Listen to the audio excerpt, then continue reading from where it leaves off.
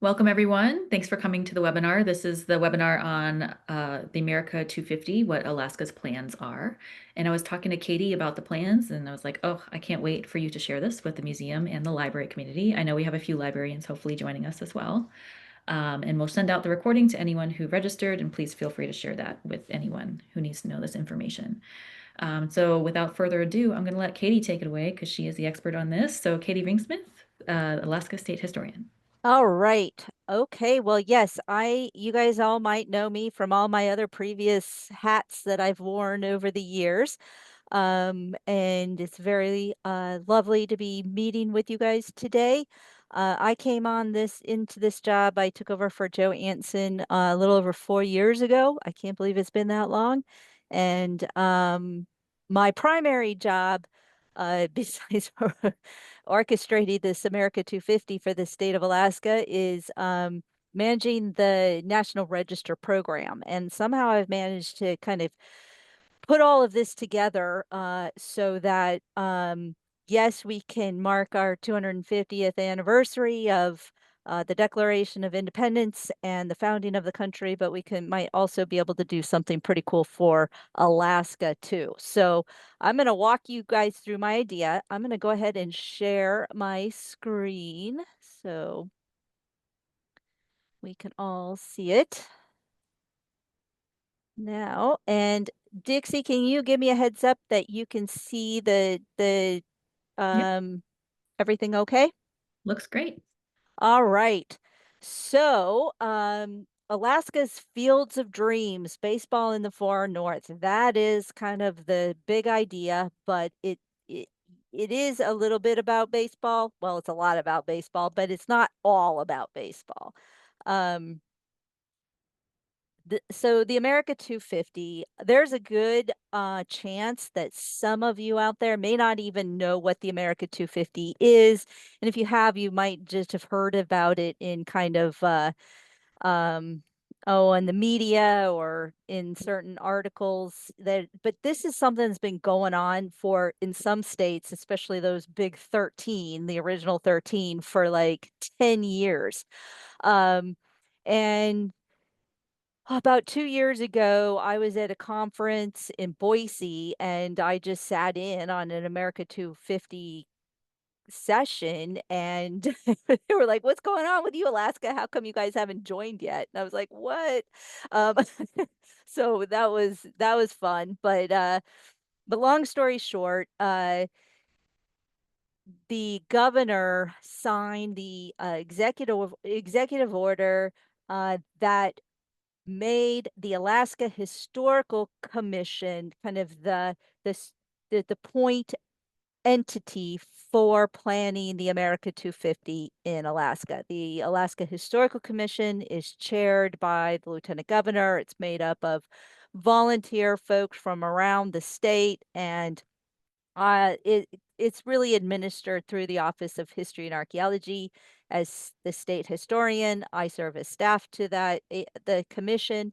They also do things like all the CLG grants, the maritime grants, some of you guys are pretty familiar with, as well as National Register nominations.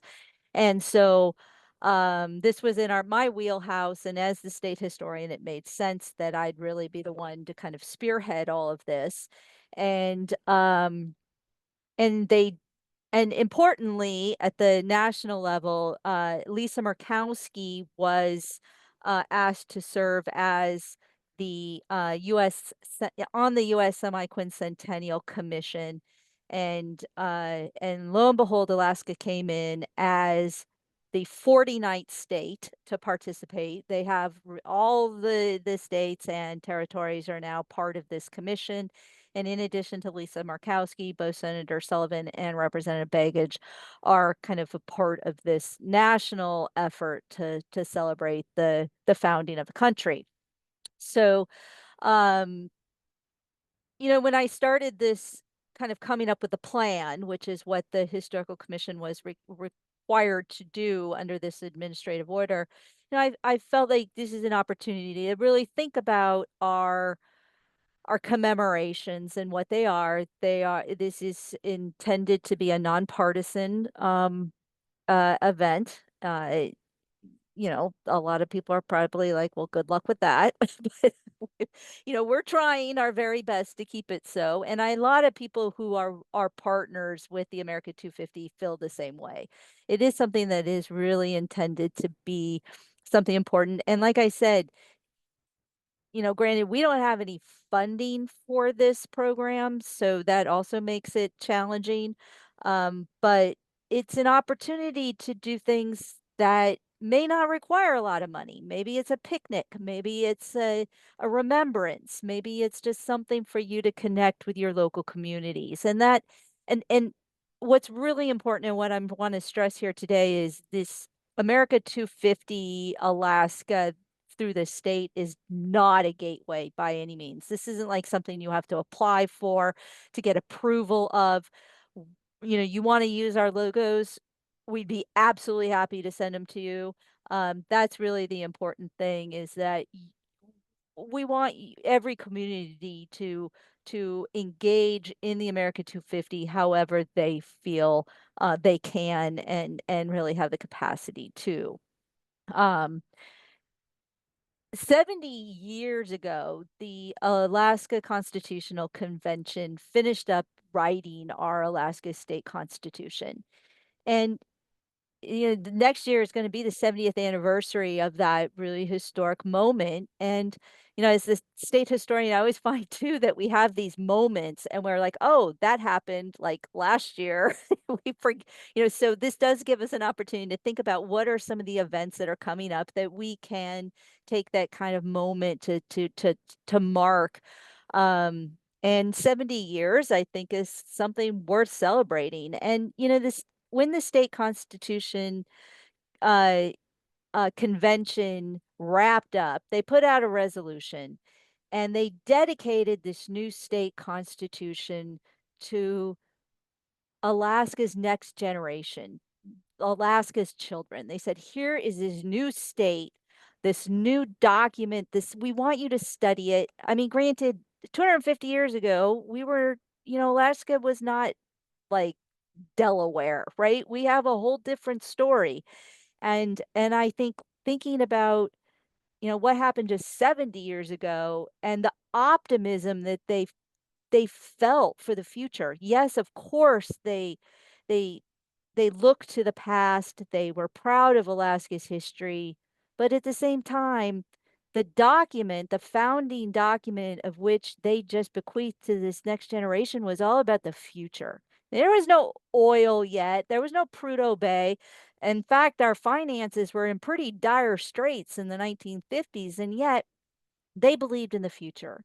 And so, as I was starting to think about this plan for the America 250 and how Alaska would be kind of put into this larger national story, I felt like, well, maybe this is the opportunity to really think about our young people and live up to that promise of tomorrow. We're the generation, and it's time for us to step up and give something for um, Alaska's children today. So that was kind of my thinking behind the America 250 and this just kind of the philosophy behind it and how I kind of came up with this tagline, History for Tomorrow.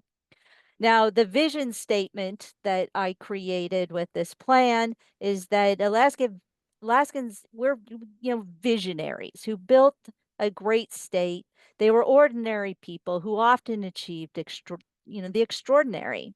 The America 250 Alaska is a celebration as well as a commemoration. It's a once in a lifetime opportunity to illuminate Alaska's vast history and cultures, inform Americans about Alaska's contribution to the nation's past, involve all Alaskans in telling our state's story, inspire current Alaskans, especially Alaska youth, by connecting them to our collective history, and invest in heritage programs that empower local communities, contemporary generations, and future trailblazers to dream big. So I like this idea of dreams. And, when I first was a young student at UAF and even earlier in my days out in Bristol Bay, Alaska was a place of dreams. And, you know, it's tough these days, and I totally get that. It's tough here as well, but we can't give up on our dreams. And that to me is something that this idea of dreaming keeps repeating itself. So why not go big and just see how far we can take this? Now we do have a website that we put together with us with the Lieutenant Governor's office. It's a pretty modest website, but it works, and we're, we have a little bit of staff volunteers that are taking time to do this. And a lot of this is a huge thanks to DNR and the folks in the commissioner's office, especially communications director Lorraine Henry. Um, so the idea is really to think about, the 4th of July and what we do on the 4th of July kind of collectively over the past. So a lot of this information's here. Uh, we have, can you guys see No, this I by can't see the chance? website, sorry. Oh, I bet I think it's, you have to escape from how about now? Can you see it now? 1 second. It's loading. Can anyone see it? I can't see it yet, but I do see a mouse. Block pixelization, that could have something to do with state security, Katie. Oh, maybe you can't see it. Well, I will just not do this then. I think what would be good then is just to go ahead and if you want, you can check it out yourself. That might be the easiest thing to do. Is just know we have a website. And the important thing there is, like I said, we do not have we are not a gatekeeper of any sort of topic or event, but what we can do with our modest amount of support on this is we've created this website. It has a calendar. We can certainly share your event in that calendar. So it's kind of a collective clearinghouse of events and uh, and we can help promote it too, statewide. So if, so and so is coming up from, driving up in their RV and they want to stop in Talkeetna and they want to swing by, oh, they're having a 250 picnic. Fantastic. Or they want to go have a 250 beer at a local beer brewery. Great. You could do literally anything you want. Now, just to give you an example of a kind of project that we've taken on. Um, let's see. So DNR office, we're in the Office of History and Archaeology, but we are housed in the Division of Parks and Outdoor Recreation. So this kind of falls within our wheelhouse. And the Department of Natural Resources. This is kind of our project that we're moving forward, and that's this baseball idea. So this kind of gives you an idea of thinking big and and some people just have right now no capacity to do any planning. And if that is you, then hopefully this gives you an opportunity to do something. So, all right. As many of you guys might know, I am a fan of sports. I have two children who play lots and lots of sports, and I also curated the baseball exhibit at the Anchorage Museum for the 100-year anniversary of Anchorage, our Anchorage Centennial 10 years ago. So I had all this information rolling around in my files, and turns out that the Major League Baseball is a national partner of the America 250. And so I came up with this idea when we were like, okay, well, what are we going to do? And it's like, okay, well, people play baseball on the 4th of July. That's kind of what a lot of Americans do. Um, Here at our office, we have an architectural historian who specializes in the historic preservation of sports stadiums.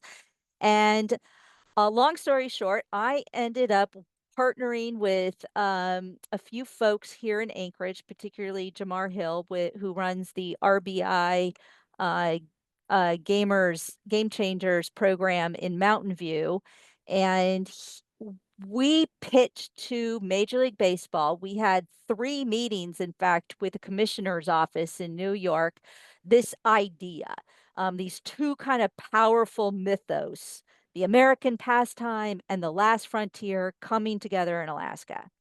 It's compelling, and even the biggest, geekiest Cooperstown sports, encyclopedia of knowledge may not know this story.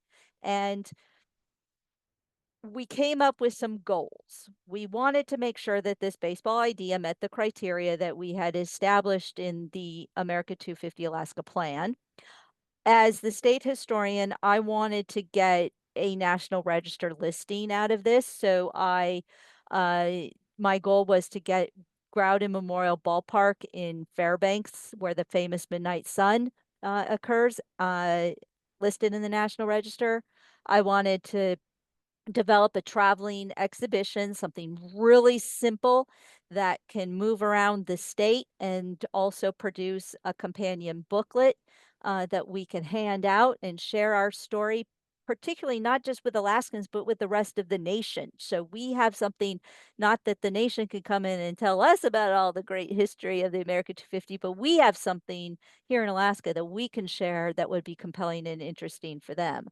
And I also wanted to bring awareness to Alaska's sports, youth sports, our extraordinary young athletes, and our need for additional and improved recreational facilities. And finally, kind of big idea legacy goal, I wanted to take advantage of Alaska being a global destination, appealing to people from all over the world, and really establish a foundation for sports heritage tourism.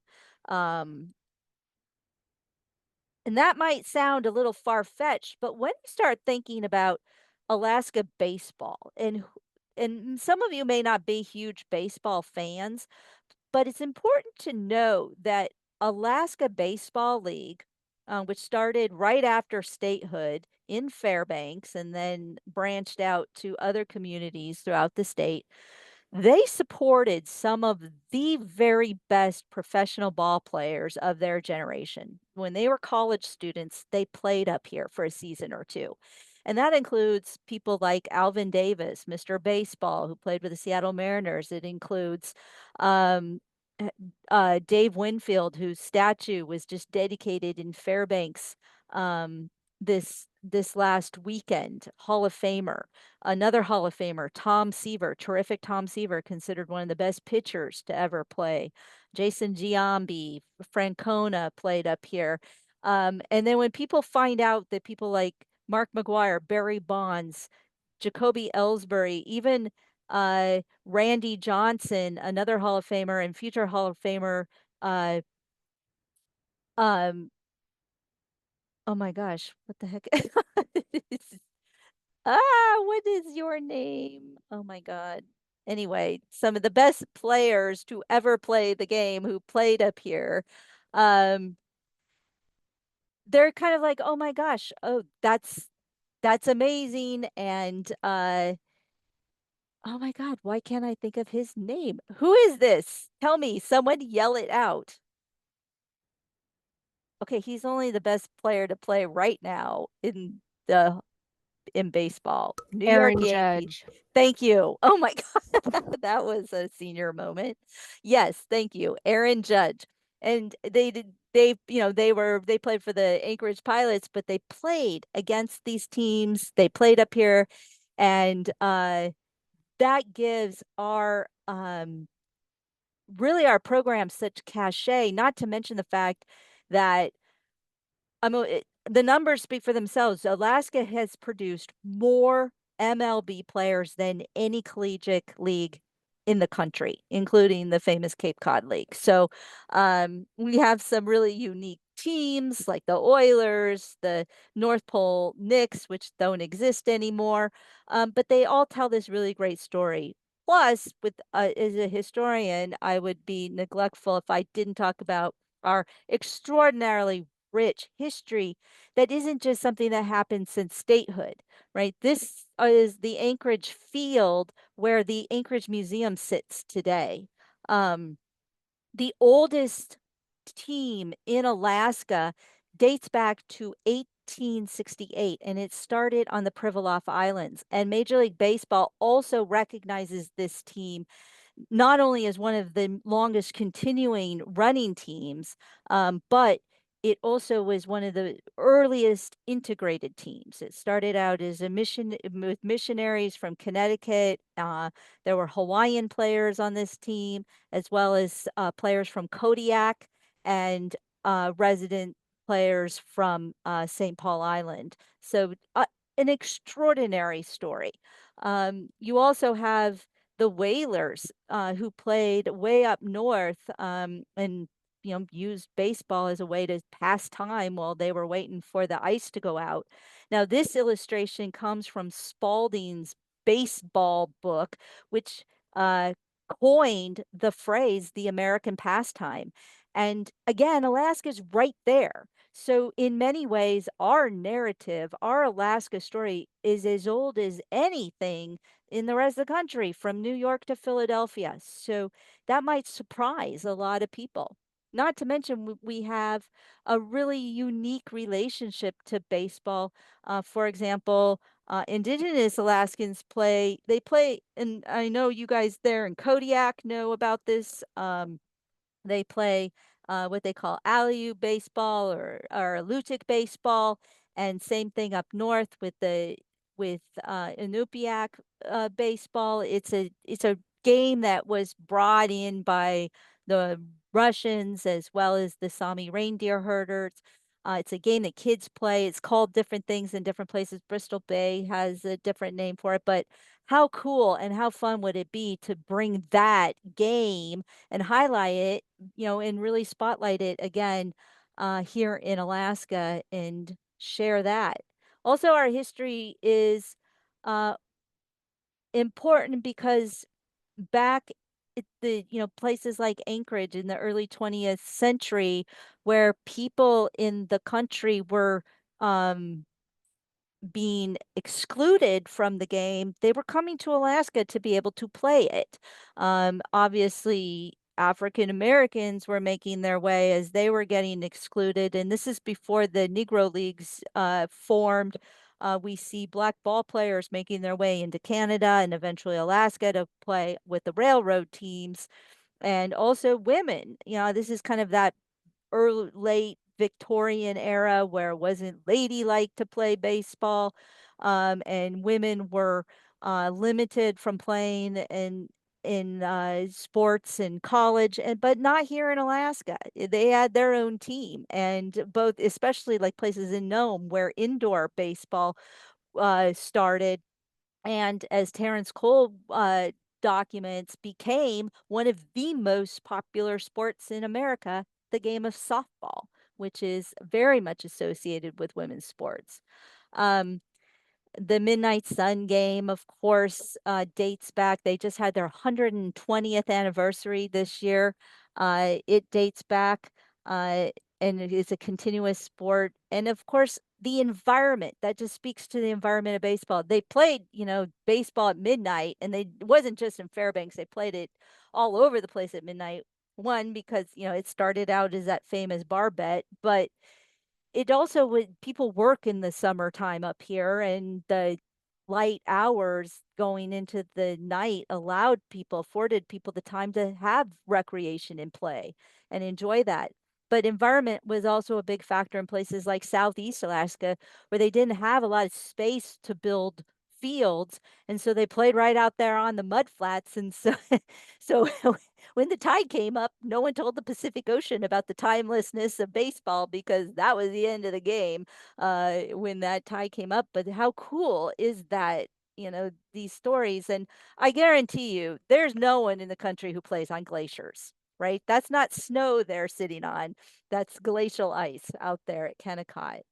Um, you know, Again, too, baseball can kind of it's important because it's been around for so long, and thanks to documentarians like Ken Burns, we know the story of baseball in America and how it very much mirrors the stories, right, of the socially in America, politically in America. And of course, here too, you have the team in Metlakatla, for example, where this is a clear sign of colonization, but it also is important because we see also in baseball important ways in which Alaska was inclusive and embracing of other cultures. And to me, one of the most spectacular moments in sports history is when Satchel Paige, the greatest pitcher to play this game, came to Alaska to play an exhibition game in 1965. This is the year after the earthquake, and he was gonna start a team called the Alaska Earthquakers. It didn't pan out, but it did certainly instill a huge amount of love for this game, especially among young people, and is something that they will never forget. Not to mention, you have the story of Emmett Ashford here, who was the very first African American to umpire in the major leagues in the late 1960s into the early 1970s. And after he left Major League Baseball, he came to Alaska and he served as Alaska's first Alaska Baseball League commissioner. It was only a two team league with the Panners and the Pilots, but it's a story worth telling, and associated with a significant figure in baseball history.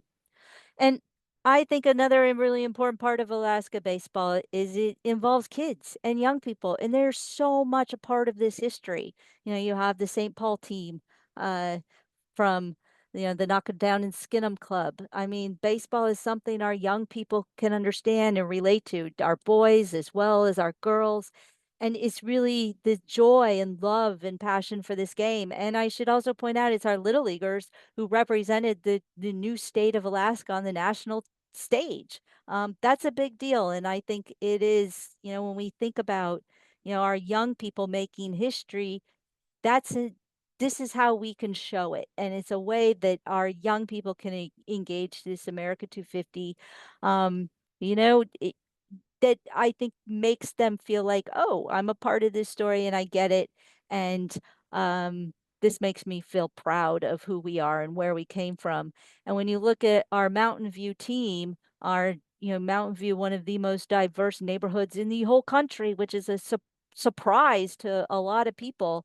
I think that speaks volumes. I mean, I'll tell you, when we take our Alaska team around for soccer, everybody's so shocked that one, we have kids who could speak Spanish on our team, and which works, by the way, in our favor quite well, and that we aren't playing in snow and ice and all of these things. So again, this is a way for us to serve as ambassadors to help inform the rest of the country about who we really are.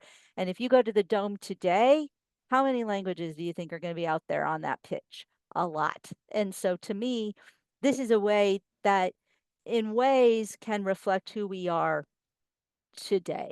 And I think that's something really special and exciting. So, Alaska has an extraordinary sports heritage, no doubt about it. Yes, baseball, I think, is, the American pastime. It makes sense, but we don't have to be limited to just certainly baseball. I mean, like I mentioned, we have the global World Baseball Classic, we have the Winter Olympics, and we have the World Cup all coming up in 2026.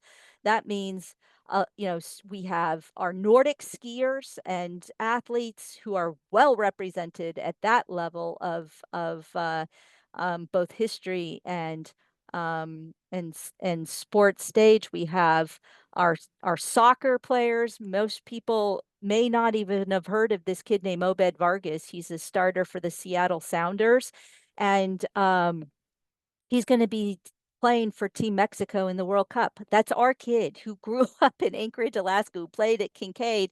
And every time he's on the broadcast, they're saying, "Oh, this is Obed Vargas from Anchorage, Alaska." And guess how many people are watching that?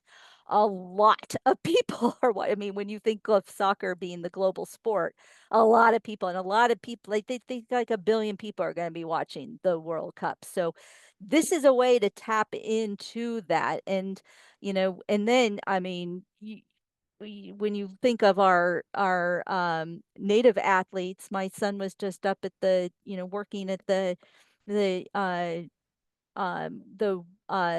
Native Youth Olympics in Fairbanks this past weekend. Oh my God, talk about athleticism and history and culture in ways that we can really share that with the rest of the nation. So my thinking is coming up with this kind of idea of sports tourism to come out of this America 250. If we have some kind of like big idea, takeaway, legacy thing. Um, and again, using the power of historic preservation and even the um, National Register program as a way to be able to kind of tap into that. Now, you guys, I don't have to certainly lecture you guys about the benefits of cultural and heritage tourism, right? That is something my goal, even beyond the America 250, and might be worth a conversation later. My goal as a state historian and overseeing the National Register is to figure out how to make the National Register program economically viable for communities. And that is really starting with the National Register program, working with grants, and being able to preserve our history, but at the same time build some kind of economic sustainability that goes hand in hand, but also engages and really creates a sense of community pride around this whole idea. And I and sports is interesting because not only is heritage tourism like one of the fastest and most successful growing sectors of the tourism industry, but sports tourism, believe it or not, is actually rising. It's one of the few economic sectors right now that's not only stable, but is actually getting bigger. And it has a lot to do with the fact that 70% of Americans classify themselves as sports fans. Now, I came up with this idea really through soccer. My son has given me such a gift and given me the opportunity to travel with him all over Europe playing soccer. We've been to Germany, Italy, Spain, and from there, we go on to other places. He plays a few friendlies with local communities. But then when the game is over, we are often going to professional games. Every stadium has an exhibit that shares their sports history and narrative. They are amazing and they are immersive and so cool, like really cool. And then in it, beyond just the sports story, right? When we are in places like Milan or Barcelona or even going to London, we will, of course, visit the heritage sites. We will eat in their restaurants and stay in their hotels and spend lots and lots of money. Our young people are immersed in this culture, some young people more than others. But importantly, this is such a cool way to engage our youngest people into, this whole kind of history, culture, sports trifecta. And when I look at these kids and their faces, they are just utterly um oh my, I mean, just the awe. And that's what I want to do with this. I want to see that face replicated on young people all over Alaska. So, getting back to the America 250 and what we're trying to do with baseball and no money, right? Of course. Well, number one, I got the Groudon Memorial Ballpark listed on the National Register. That was huge. We were able to get that done, and they made the announcement at the 120th Midnight Sun game. It was so cool. We had interviews about it with everybody from local press to the New York Times. Even Sports Center did a story about the Midnight Sun game and its current listing on the National Register. And so to kind of continue this, I'm going to start working on the ball field on the Pribilof Islands at St. Paul. That'll be kind of my next endeavor. And then, of course, for those of you who may not, know what the value of getting something listed on the National Register is, they are, the borough, for example, can now apply for historic preservation funds and even tax credits, which are woefully underused here in Alaska. And so those are the kind of things that I'm trying to do is collaborate with the private and public interests in communities to develop, not just sports tourism, but uh, heritage tourism so that they don't see historic preservation and National Register listings as a barrier to economic development, but actually an avenue towards it, a foundation.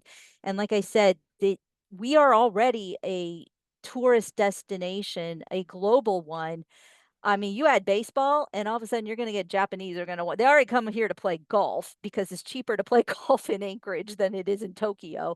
So you throw in these opportunities that you get Groudon into a place where you can support tourist tapping into tournament play and when you have these kind of highlights. I mean, Sitka, by the way, Southeast, you guys have some amazing fields. Even just friendlies with Hawaii or, because people will come to these places for the sport, but they will stay and experience the history and culture and the places once they are already here. And I think if you can tap into kind of the international and we can improve some of our fields, like for example at Kincaid, then why can't we invite some professional teams to come do friendlies and pay to go see that? I think you could do it because we're Alaska. And I think you want people will want to come because we're Alaska. I mean, heck, you can get them to it right now. Atlanta is building that concept, around their sports heritage, and they're. This is a team that's not a winning team, but they are super successful economically because they are leaning in hard on their heritage and their history and the experience that they can offer their fans when they come. So the idea then again is to tap into this trifecta of sports that are happening in 2026 in addition to the 250, and that is the World Baseball Classic, the Winter Olympics, and the World Cup. So we could really be celebrating sports and our history of sports and our athletes all year round.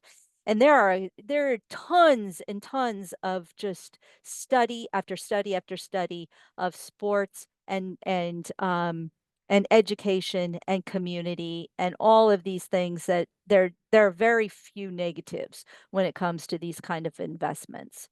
And then finally, what we're going to do for the America 250, two things: kind of a field of dreams, a week of dreams, I guess, sort of activities around the 4th of July, and a traveling exhibit and booklet. So next year, what I'm proposing to do with Major League Baseball is to invite up to 10 former Alaska Baseball League ball players who went on and played in the major leagues to come back and kind of engage in a series of events. The first is a youth clinic that could involve up to 600 kids from local neighborhoods to rural villages all across Alaska. We're working with the Pribilof tribes to be able to make sure we're getting kids involved in that.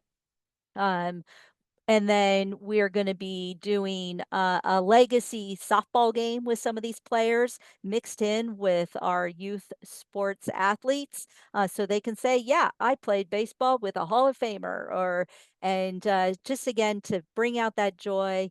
We'll do some opening ceremonies. We're already in talking about partnering.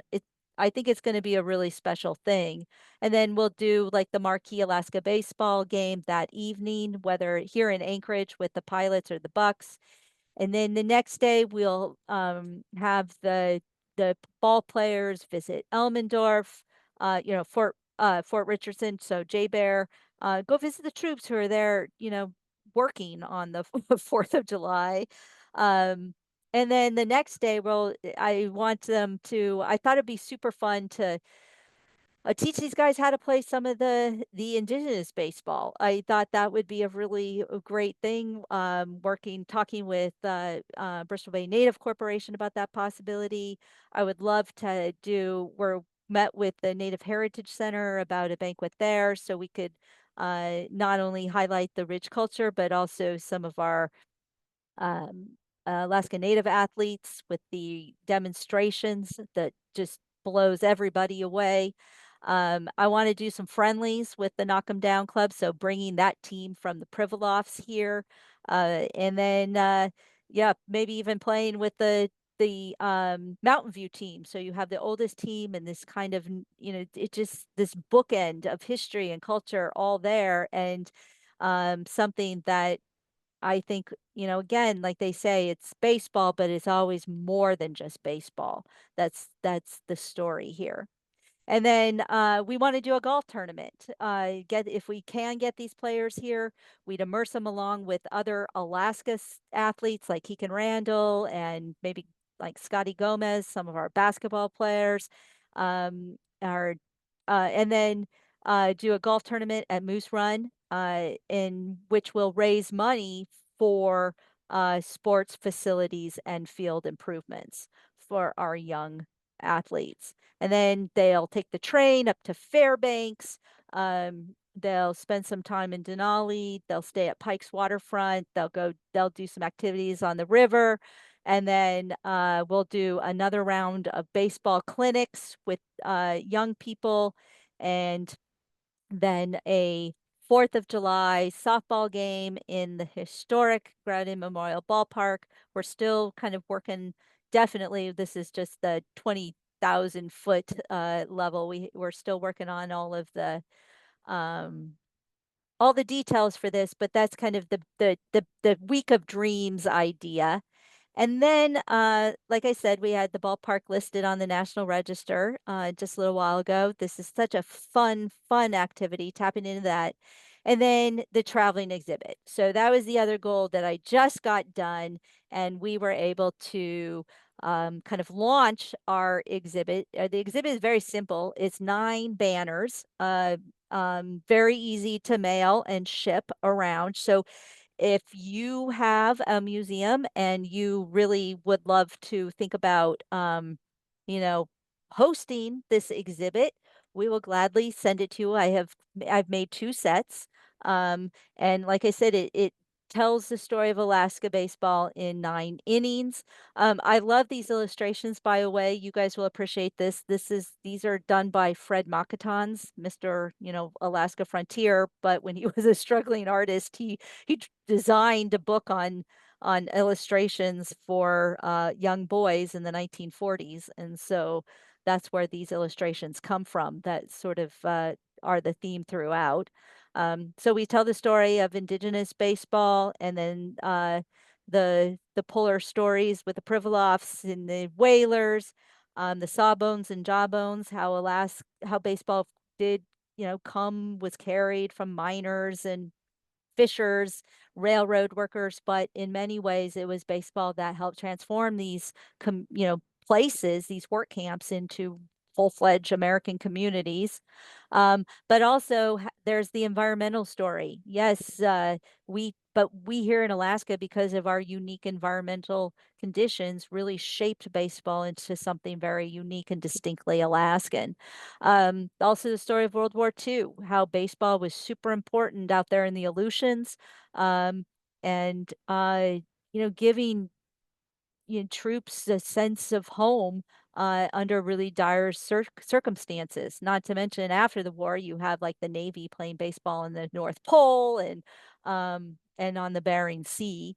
And then in the 1960s, telling that story of civil rights and Satchel Paige, and how baseball was a place that was pretty open to a lot of people who were excluded from the game in other places. So that's something we here in Alaska should be proud of. We tell the story of the Midnight Sun game. Here's the California bar that started it all. Something so unique that's on the bucket list for a lot of people in this world to go experience that Midnight Sun game. And then the last one, the League of Our Own, which celebrates these generational type ball players who came up here and got their start playing baseball in Alaska. People like Dave Winfield and Mark McGuire came up as pitchers, and they left as some of the greatest hitters in the game. And that was because it wasn't just a sideshow. They actually got to play a lot of baseball, and they had excellent coaches. And so, yeah, baseball is not some out there outlier here in Alaska. We really shape the game in important ways. And so here's our exhibit on display. We had it at a tournament here in, although I should say wind does not help them. So they do need to be chained up into a fence of some kind. But here they are at the 4th of July game. And we were invited to display it at the event in Fairbanks. We had the private reception for Dave Winfield, Hall of Famer, and the Alaska Gold Panner team was there. And I gave them the lecture, being the consummate professor, and took the kids through that, and they were just blown away that they were part of this larger history and story. So that was super fun. What's going on here? And then the other thing that we have coming up, hopefully by fall 2025, is a booklet. So we've taken the banners, and I'm working with Frank Broderick right now, and we're doing a layout of the 9 banners, and I'm including 2 kind of beyond the bases sort of story, um, a story with the Knock 'em Down and Skin 'em Club, Olga, and also Jamar Hill, who's going to tell the story of the importance of baseball to Mountain View in that community there. So this kind of great bookend. So we've done some public events. Here's the borough mayor, Grier, talking about the how excited Fairbanks is for this America 250. Talking to Dave Winfield there. Like I said, we've had tons of media exposure, more than I ever could have imagined. I got to be on Sports Center. That was the only time my kids ever high-fived me. I've gotten to be on the air with the Gold Panners game. Our architectural historian, Amy Helmrich, was interviewed about the importance of the National Register. So, I mean, you can't, I mean, this is just so fantastic because we're actually getting the story out there to, beyond just our professional colleagues. And it's so exciting to see, fans going, oh, we're listed on the National Register. Yay. We don't know what that is, but we're going to cheer rather than be really mad, which is what they usually are. So this is really exciting. So just a few links. You can find all of this on that website if you'd like. Like I said, the New York Times was fascinated with this history. And the you can see that so there's just we're getting a lot of really great connections. So finally, just to wrap up, how your local institution can get involved. Like I said, you can do anything you want. We are not gatekeepers by any means. We just encourage you to do something. Once you have an idea, submit to me your project, your event, an observant to the America 250, to our website. We'll get it out there. And then you could sign up to display this traveling exhibit if you'd like. If you just have some space for that, and you have like a week or so that you want to, all year round. So wintertime, you want to like to have a little feel of summertime baseball, great. But remember, we do play a lot of baseball in the winter too up here. And you can also get the files. So if you have a little extra money and you actually want a set because you think this is a really cool thing that you could use in your libraries, your schools, whatever, you I'll just give you the files. And it costs me about a little over $1,000 to print the whole 9 set. So it's not a bad investment, and it's something that really does engage. Like I'm seeing it, just how, not just our Alaska kids, but people from outside, people you just are really interested in the story, are just fascinated with it. And then the other thing to think about, if you do have the display, maybe do a 10th inning. Look at your own collection. Maybe Seward or um, the Talkeetna, or maybe you Nome, right? You have a special interest in story, and maybe you can share your local history on a banner by producing a 10th inning banner. um that would be really cool. Another really neat way that a showcase of a collection was Angie Schmidt, the director of UAF, the uh, film archive. She produced a fantastic 15-minute reel of sports or baseball all across Alaska, which is now you can access it on that website too. So check that out. That is so cool. And like I said, we can share it on this website for sure. And then host a local game on the 4th of July. If you can't be in Anchorage, or if you can't be in Fairbanks, do something in your own community. Get people out there, get them moving. It's healthy, it's fun, it's engaging, and God, we just need that right now, right? We need to have a little fun. And finally, I want to throw this idea out there. We talk about stealing bases. Well, here's an idea you can steal. I think this would make an awesome children's book. And I think MLB might be able to, they'd like to support these kind of projects that can uh, help support schools. And maybe if I could find an artist and a museum willing to kind of take this idea forward, I bet we could talk to some of the MLB contacts we're starting to develop and say, hey, we have a children's book. Do you think you can help us publish it? And if we can distribute it, that might be something really cool to think of. I mean, there's a lot of different ways you can approach this. I'm not an artist, but I think that this is a cool idea, and I think young people, again, just highlighting their story and seeing how they fit into this larger history is so valuable, and could be a very cool way to be part of the America 250. So with that, I have 5 minutes that Keep, I want to show you. This may not work now, I think there's a few because, questions. oh, is there? Okay, well, let's just not do this. I was going to show the sports center thing, but I don't have to. So just, you can go online and you can take, it'll be on our website. You can look at that.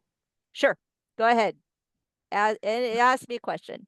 Okay, so I think Ketchikan has a couple of questions. One is, would it be appropriate to include the AK 250 logo in their Ketchikan 125 baseball celebration this summer, or do they need to Yeah, wait next year? no, you don't have to wait.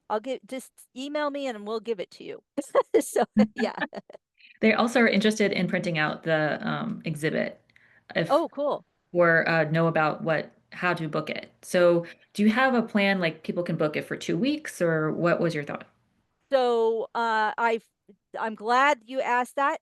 Rachel Caraway, who is online right now, she is kind of our coordinator, and will if you just email me or Rachel, would you mind putting your contact information in the chat? Just send her an email, and we will work with you and figure out how to get it to you and how to get it back, and working with the calendar and all of that. So that'll be easy. We have two sets. We have one right now that's in Anchorage or in Fairbanks, and we have one that's down here as of right now. Hmm. So So, we do you? are actually starting to book up. So it's a good idea to reach out to Rachel.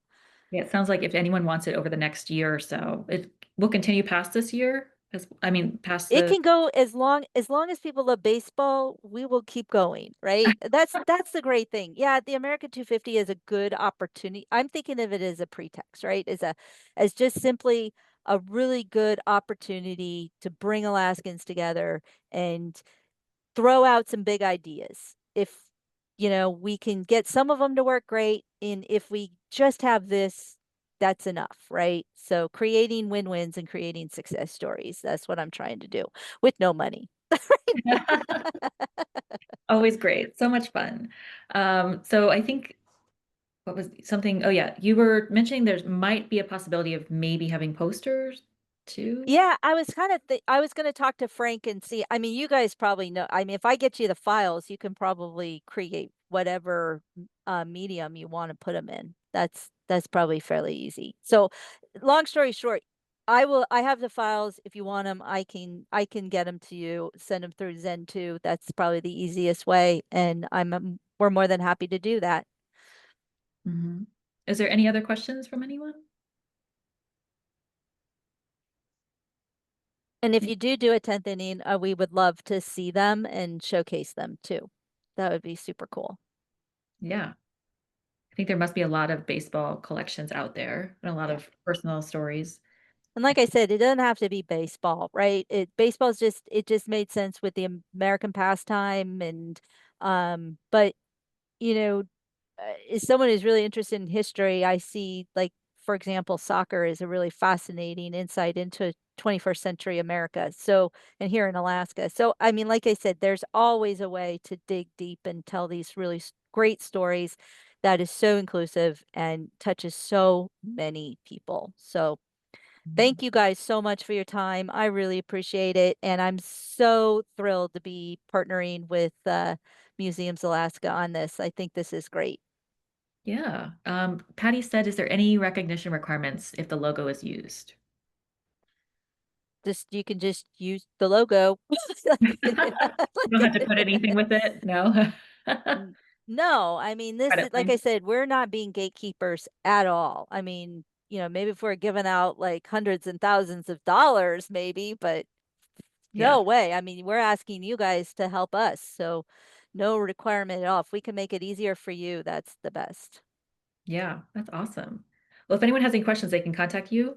Absolutely. Please do. I am going to be in Germany for a few weeks, taking my son to go there to play soccer this year.